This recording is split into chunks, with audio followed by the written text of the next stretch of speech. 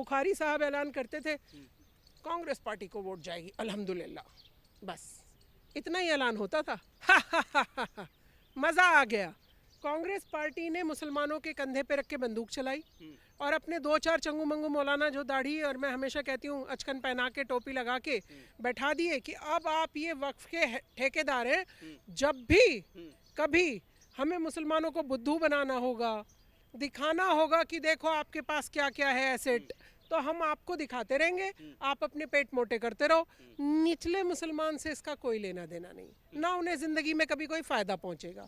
तो वो 4-5 वो परिवार, चाहे वो आप और हम मदनी भाई की बात करें, मदनी अंकल की, चाहे औरों की, इस तरीके के 2-4 मौलाना ही हैं जो इस पर काबिज रहे और मज़े लेते रहे। मैं ममता बनर्जी बोल रही है ना कि धर्म के नाम पर बंटवारा मंजूर नहीं है। बीजेपी धर्म के नाम पर बंटवारा कर रही है। ममता बोल रहे हैं, अखिलेश बोल रहे हैं, कांग्रेस पार्टी बोल रही है। मैं आपको क्या बोल रही हूँ, हम भी तो कुछ बोल रहे हैं। हम भी तो मुस्लिम कम्युनिटी से आते हैं।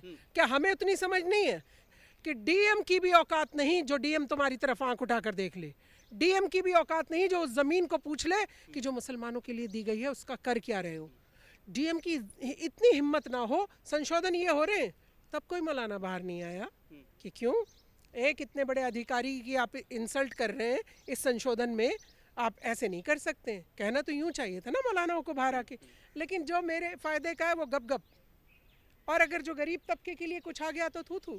तो कांग्रेस पार्टी ने हमेशा मुसलमानों को दोयम दर्जे का, मैं अल्पसंख्यक क्यों होंगी? शबनम खान, मैं तो नहीं मानती खुद को अल्पसंख्यक, मैं तो बहुसंख्यक हूँ, भारतीयों के साथ रहती हूँ, अपने भारत देश में रहती हूँ, मैं क्यों अल्पसंख्यक होती भाई? में मुसलमान सांसद मैम बोल रहे थे ना कि अगर सड़क पर मान लीजिए कोई नमाज पढ़ लिया तो इससे लोगों को परेशानी है, और उसी सड़क पर कावड़ यात्रा निकल रही तो लोगों को परेशानी नहीं है, उसी सड़क से शोभा यात्रा निकल रही है तो लोगों को परेशानी नहीं है। मैं आपको बताती हूँ, नमाज से भी किसी को परेशानी ना थी, ना है, ना होगी। प्रॉब्लम यह है कि आप उस नमाज के बाद पत्थर मारना शुरू करते हो। दोस्तों नमस्कार।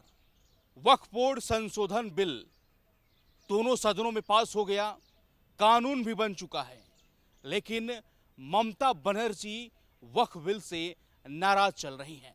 ममता बनर्जी का कहना है कि किसी भी कीमत पर वक्फ कानून को बंगाल में लागू नहीं करेंगे, और साथ ही साथ राष्ट्रपति जी ने तो मंजूरी दे दी, वक्फ कानून लागू भी हो गया, लेकिन all India Muslim personal law board लगातार प्रोटेस्ट कर रहा है और कह रहा है कि वक्फ कानून को वापस लो। इन्हीं तमाम मुद्दों पर बातचीत करेंगे और समझने की कोशिश करेंगे। आज मेरे साथ प्रखर राष्ट्रवादी प्रवक्ता शबनम खान मैम हैं। शबनम खान मैम से जानेंगे कि आखिर ममता बनर्जी को वक्फ कानून से क्या तकलीफ है। पहला सवाल, वक्फ कानून तो लागू हो गया, राष्ट्रपति जी ने मंजूरी दे दी, दोनों सदनों में डिस्कशन हुआ, लंबे वक्त तक डिस्कशन हुआ, लेकिन ममता बनर्जी बोल रही है किसी भी कीमत पर बंगाल में वक्फ कानून को लागू नहीं करेंगे। क्या कहेंगे आप?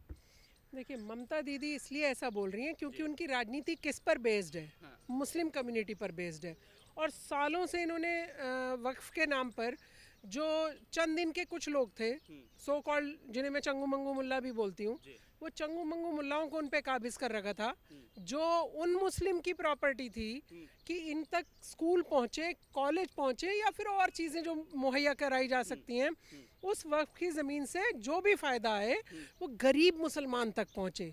इसीलिए तो मैं कोई अपनी चीज़ क्यों दूंगी किसी को कि उसका फ़ायदा निचले स्तर के जो गरीब लोग हैं उन तक पहुँचे।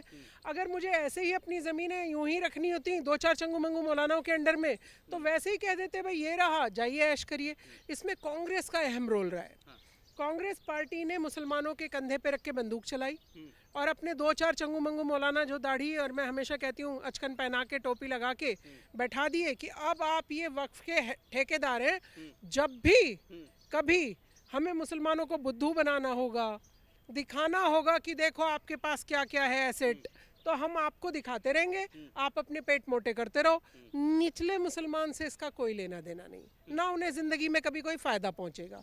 तो वो 4-5 वो परिवार, चाहे वो आप और हम मदनी भाई की बात करें, मदनी अंकल की, चाहे औरों की, इस तरीके के 2-4 मौलाना ही हैं जो इस पर काबिज रहे और मज़े लेते रहे। निचले तबके के मुसलमान को आपने क्या देखा? बेचारा पंचर लगाता हुआ नजर आएगा। बेचारा स्कूल की ड्योढ़ी भी ना चढ़ पाया, क्योंकि चढ़ता कैसे, फीस देनी पड़ती है स्कूल में। पब्लिक स्कूल में, सरकारी स्कूल में ही पढ़ने चला जाए यही गनीमत है, ये वहाँ भी डराते रहे, स्कूल में चले जाना, बेटियों को तो बिल्कुल मत भेज देना। तो इनका तो कॉन्सेप्ट रहा है कि सिर्फ पॉलिटिकल पार्टी का पिट्ठू बनकर उस पॉलिटिकल पार्टी तक वोट बेचना और अपने घर और अपना पेट मजबूत करना।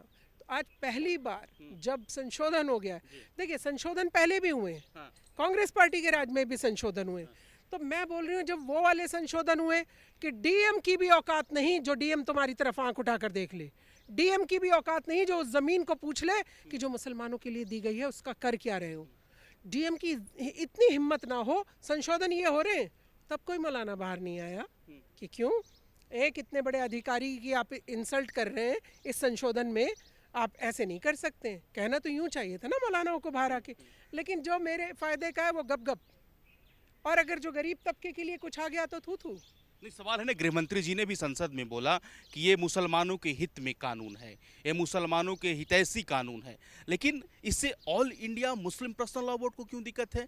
ये ऑल मुस्लिम पर्सनल लॉ बोर्ड को इसलिए दिक्कत है, पहले तो वो एक अपना पर्सनल लॉ बोर्ड ही बना के बैठे। भाई मुस्लिमों के लिए पर्सनल लॉ बोर्ड कहाँ से आ गया, आप मुझे बताइए। मैं अब इस भारत में रहती हूँ, भारत की रोटी खाती हूँ, हाँ मैं सारा काम काज सब भारत में रह के करती हूँ, मेरे लिए अलग कानून क्यों? मैं भारत के कानून को मानूंगा ना। तो कांग्रेस पार्टी ने इनको दोयम दर्जे का रखा, अपना कानून लेके रखो, अपनी वक्फ की ज़मीन लेके रखो, और जब हमें ज़रूरत होगी ज़मीन की हमें दे देना। वो जो कौड़ियों के भाव आप ज़मीन देखते हैं कि वाड्रा जी को मिल गई और फलाने जी को मिल गई, वो कैसे मिल गई? ऐसे ही तो मिल गई। 2000 करोड़ की ज़मीन 200 रुपये में कैसे मिल गई? इसी तरह से मिल गई। तो कांग्रेस पार्टी ने हमेशा मुसलमानों को दोयम दर्जे का, मैं अल्पसंख्यक क्यों होंगी? शबनम खान, मैं तो नहीं मानती खुद को अल्पसंख्यक, मैं तो बहुसंख्यक हूँ, भारतीयों के साथ रहती हूँ, अपने भारत देश में रहती हूँ, मैं क्यों अल्पसंख्यक होती भाई? मैं अपने हिंदू भाइयों के साथ कंधे से कंधा मिलाकर देश के कानून को फॉलो करती हूँ, उनके साथ मिलकर काम करती हूँ। All India Muslim personal law board तो प्रोटेस्ट कर रहा है ना मैम, बोल रहा है कि वक्फ कानून को वापस लो, या धार्मिक और हमारे जो स्वतंत्रता है इसमें खलल डाला जा रहा है, धार्मिक आज़ादी में दखल डाला अच्छा, जा रहा है। कौन से कानून में कौन सी चीज़ में खलल डल गया मुसलमानों की? आप बताइए। मस्जिदें बनी हुई हैं, तो मस्जिद में ही नमाज पढ़ेगा ना इंसान, सड़कों पे पढ़ना लिखा ही नहीं है कहीं। आप जो आपके घर के बराबर वाली मस्जिद है उसमें तो आप नमाज पढ़ने जाते नहीं हैं, आपको बाबर वाली मस्जिद में पढ़ने जाना था, पहले आपने इसमें फंसाए रखा मुसलमानों को। देखिए ये मुसलमानों को इन सब मस्जिद और इस सब चक्रों से निकलने ही नहीं देना चाहते हैं, ये चाहते ही नहीं कभी भी मुसलमान आगे बढ़े, देश की मुख्य धारा से जुड़ जाए, देश के हिंदू भाइयों के साथ कंधे से कंधा मिलाकर कहे भाई हम तो भारतीय हैं, ये ना कहे मैं अल्पसंख्यक हूँ, मैं मर गया। भारत में एक मुसलमान कोई मुझे आकर बता दे जिसके साथ कोई अन्याय हुआ हो, अत्याचार हुआ हो। हमेशा से तो तुम्हारे पक्ष वाली सरकारें रही हैं, अत्याचार कब हो गए तुम्हारे ऊपर? हमेशा से तो तुम्हारे पक्ष वाली सरकार रही है। नहीं, मैं ममता बनर्जी बोल रही है ना कि धर्म के नाम पर बंटवारा मंजूर नहीं है, बीजेपी धर्म के नाम पर बंटवारा कर रही है, ममता बोल रहे हैं, अखिलेश बोल रहे हैं, कांग्रेस पार्टी बोल रही है। मैं आपको क्या बोल रही हूँ, हम भी तो कुछ बोल रहे हैं, हम भी तो मुस्लिम कम्युनिटी से आते हैं, क्या हमें उतनी समझ नहीं है? क्या हम उन पर अत्याचार होने देंगे? आप बताइए, हम ह्यूमन राइट एक्टिविस्ट हैं, हम लोग उनके लिए काम करते हैं, हम क्या कुछ और धारा से अलग चल देंगे? नहीं, मुसलमानों का शोषण कर ही कांग्रेस पार्टी रही है। पहले आप एक बात बताइए, सड़कों पे कौन उतरेगा? गरीब मुसलमान। कौन उतरेगा सड़क पे? ममता बनर्जी का परिवार बैठेगा? असदुद्दीन ओवैसी उनकी बेटी हिजाब लगाकर या बिना हिजाब लगाए बैठेंगी? पूछ रही हूँ आपसे। लेकिन मुसलमानों के रहनुमा तो बता रहे हैं ना, ओवैसी बता रहा है, ममता बनर्जी, अखिलेश यादव। रहनुमा अखिलेश यादव की बहन बेटी पत्नी बैठेंगी? नहीं बैठेंगी, कोई नहीं बैठेगा। कौन बैठेगा? ढूंढ के लाया जाएगा गरीब मुसलमान, पिटवाया जाएगा गरीब मुसलमान। पोस्टर किसके लगेंगे? उन गरीब मुसलमानों के जिन बेचारों के पास अपनी फिर जमानत कराने का भी पैसा नहीं हुआ, फिर ये उन्हें पूछने भी नहीं जाएंगे कि तुम्हारे घर में खाना पानी है या नहीं है। तो मैं बोल रही हूँ कि मुसलमानों इनके प्रपंच से बचो, ये आपको पिटवा कर घर बैठे रहेंगे। मैं बोल रही हूँ कोई प्रदर्शन करना है आपको, कर लो, कोई बात नहीं। ओवैसी का परिवार बैठे, मदनी जी का परिवार बैठे, इनके भी तो इतने सारे लोग हैं, अपने खानदानों को बिठाओ ना उस प्रदर्शन में, आगे बैठ जाओ सारे खानदान वाले, फिर किसी मुसलमान को आना होगा आकर बैठ जाएगा, अगर तुम्हारे प्रदर्शन से उनको लगता होगा कि हाँ वक्फ बोर्ड में कुछ हो गया। तो मैं बोल रही हूँ कि सारी ज़िंदगी मुसलमानों को बेवकूफ़ बना के पेट मोटे और रोटी खाते रहोगे, खुद मज़े लोगे। आपने शायद जेपीसी किस लिए दी थी, आप बताइए, जेपीसी में बिल क्यों गया था? ओवैसी जी थे ना वहाँ पर और विपक्षी पार्टी वाले भी थे ना। बोल रहे सुना ही नहीं गया मेरा, विपक्ष वाले बोल रहे जेपीसी में मेरा कोई नहीं मैं सुना। अगर आपको जेपीसी की मीटिंग के बाद उन बैठे हुए ओवैसी जी और सबकी एक वीडियो दिखा दूं, आप चलाइएगा वो वीडियो प्लीज़ मेरी तरफ से। यहाँ शायद ना दिखाई दे सही, आप ज़रूर चलाइएगा उस वीडियो। मज़ा आ गया। सब लोग ये लड़ रहे, ये लड़ाई थी आपकी। अगर वक्फ बोर्ड में कुछ कमी होती, आप हे कर रहे होते, या वहाँ पर भी बाहर लड़ रहे होते, नहीं होने दूंगा ये होता ना। बाहर बैठ के तो आप मज़े ले रहे हो, नाश्ते उड़ा रहे हो और मुसलमानों को झूठ बहका रहे हो। तो भैया मुसलमानों को झूठ बहकाना छोड़ो, उन्हें देश की मुख्यधारा से जुड़ने दो, काम करने दो उन्हें। प्रधानमंत्री के साथ चलना चाहते हैं तो प्रधानमंत्री जी के साथ कांग्रेस वाले कह रहे हैं ना कि आखिर इतने सालों बाद क्यों आप लोग इतना मुसलमान का राग अलाप रहे हैं। लोकसभा में एक मेंबर नहीं है, मोदी मंत्रिमंडल में एक मुस्लिम प्रतिनिधि नहीं है, मंत्री नहीं है, राज्यसभा में एक अगर सांसद को छोड़ दे तो कोई मेंबर नहीं है। कैसे विश्वास करें? लोग पूछ रहे हैं। आप एक तरफ सौगातें मोदी देते, दूसरी तरफ बुलडोजर चला देते हैं मुसलमानों के घर पर। कैसे विश्वास होगा? पारदर्शिता नहीं है इसमें। मैं बता रही हूँ, मुसलमानों के घर पे नहीं चलता, अपराधी के घर पर चलता है। अब वो गलत है या सही, वो कोर्ट जानेगी और सरकार जानेगी। पर मैं आपको एक उदाहरण दे रही हूँ। दूसरी बात, मुसलमानों के हित में कांग्रेस पार्टी तो मुसलमानों के हितैषी बनकर ही रहती थी ना। अखिलेश भैया तो मुसलमानों के हितैषी बन के रहते थे। कितने दंगे हुए? 50,000 से ज़्यादा दंगे हुए कांग्रेस पार्टी के राज में। कौन मरा है? मुसलमान मरा है। कौन पिटा है? मुसलमान पिटा है। कौन अनपढ़ रहा है? मुसलमान अनपढ़ रहा है। और बातें करते हो मुसलमानों की। ये मुसलमानों को अलग, ये जो आप पर हम आज ये बात कर रहे हैं कि हिंदू और मुसलमान, अरे भारतीय क्यों नहीं? आपने भारतीय क्यों नहीं होने दिया सबको? सब तो भारतीय ही है ना कोई हिंदू कहता, ना कोई मुसलमान कहता, हर कोई कहता भारतीय शबनम खान जी, भारतीय नीतीश, भारतीय ये, भारतीय वो। इन्होंने क्या कहा? मुसलमान तुम अलग रहो इनसे। पता चलना चाहिए कि हिंदू अलग है और मुसलमान अलग है। किस लिए? ताकि मुसलमानों की वोट ले लेकर सालों साल जीतें और मुसलमानों को हमेशा दूसरों से डरा के रखें। अगर हम ना हुए तो हिंदू भाई तुम्हारा, तुम कुछ भी कराओ, तुम कितने भी बड़े अपराधी हो जाओ, हम हैं तुम्हें छुड़ाने के लिए खैर ख्वाह। आपने तो अपराध की तरफ मोड़ दिया मुसलमान का मुंह। क्या बना दिया आपने मुसलमानों को? मुसलमानों को आपने अपराधी, फिर आतंकवादी कह दो तो बुरा मान जाते हैं, फिर कह दो टायरबाज, पंचरबाज, पत्थरबाज तो फिर बुरा मान जाते हैं। आपने तो वही बनाया ना।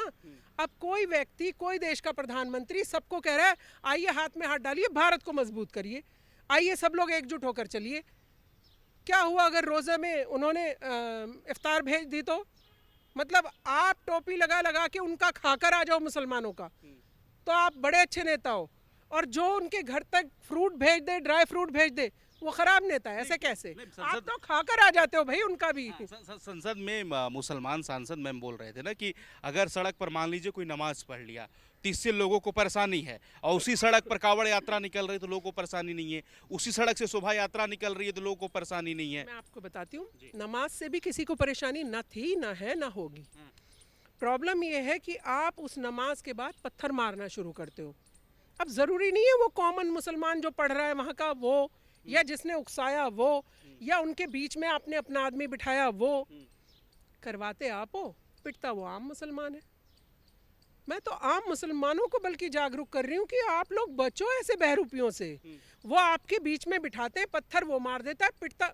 एक जगह कोई दंगा सा हो जाए तो फिर तो सारे लोग इन्वॉल्व हो जाते हैं ना। मैं सोचूंगी आपने मारा है, आप सोचोगे मैंने मारा है, सब लड़ने लग जाते हैं। लेकिन मारने वाले तो ये विपक्षी चंगू मंगू ही बिठाते हैं ना किसी एक को।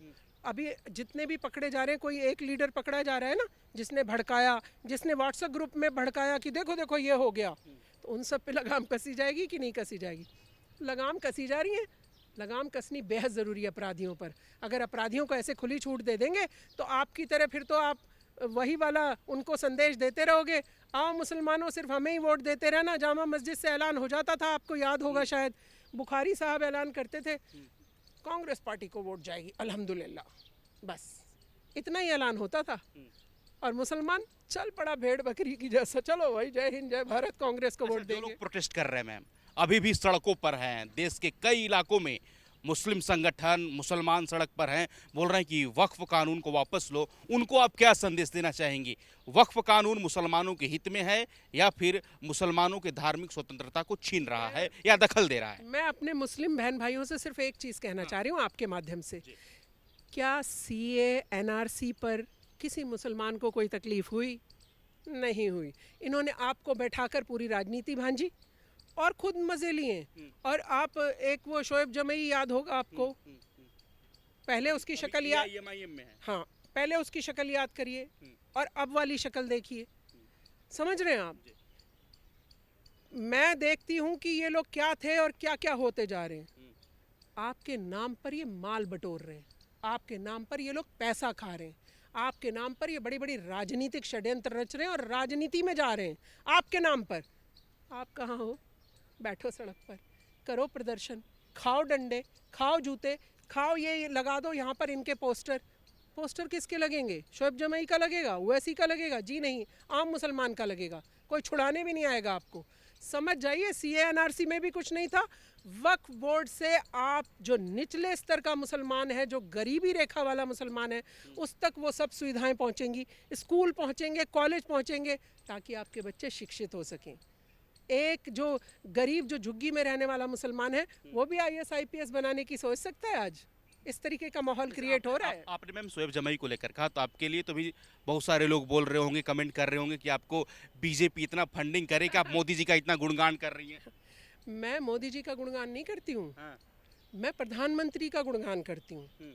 मैं उस प्रधानमंत्री का गुणगान करती हूँ जो प्रधानमंत्री देश में पहली बार 2014 से पहले, मैं अगर याद करती हूँ, मैं बहुत सालों से काम कर रही हूँ।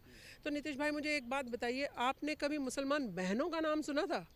मुस्लिम औरत रहती हैं इस देश में, कभी नाम सुना था? सच बताइए दिल पे हाथ रख के। एक गुड़िया वाला केस अगर आपको याद हो, उत्तर प्रदेश में हुआ था। उसका पति आर्मी में थे, पता नहीं डेथ हो गई, गायब हो गए थे 4 साल के लिए, तो उसके देवर से शादी करा दी इन्होंने। इनकी मोनोपोली चलती है क्या? जिससे चाहेंगे किसी की बेटी की शादी करा देंगे। फिर उसका पति लौट आया, जब वो लौट आया तो अब तुम उस पति के पास रहोगी। तुम कौन हो भाई? तुम किस चीज़ के ठेकेदार हो? पत्रकारों की हिम्मत नहीं थी कि मौलाना से ये पूछते, क्यों भाई, क्यों? इसको हक है पूछने का, इसको हक है रहने का। इसको पहले पति के साथ रहना उसके साथ जाए, दूसरे के साथ रहना उसके साथ जाए। नहीं, पहले चाहा उसकी मुंडी पकड़ के दूसरे से कर दी देवर से, फिर पहला वाला आ गया तो अब पहले के साथ रहोगी। ये कौन सा है भाई? अब कम से कम मुसलमान बहनों को न्याय तो मिला है ना। 3 तलाक कैसे बंद हुआ, कैसे इनकी मुश्कें कसी हुई हैं, कैसे इनकी हिम्मत भी नहीं है अब ये फालतू बकवास करें। तो मैं आपको बोल रही हूँ कि मुसलमानों को थोड़ा जागरूक होना चाहिए। इन विपक्षियों के फेर में तो बिल्कुल मत आइए। समझ जाइए, बरसों बरस आपको पिछड़ा पंचरबाज रखा है। अब थोड़ा बढ़िए, आईएएस आईपीएस की तरफ जाइए और शिक्षित होइए, देश की विकास धारा में जुड़ जाइए। चलिए, बहुत धन्यवाद मैम, आपने अपना बहुमूल्य समय दिया। Thank you so much.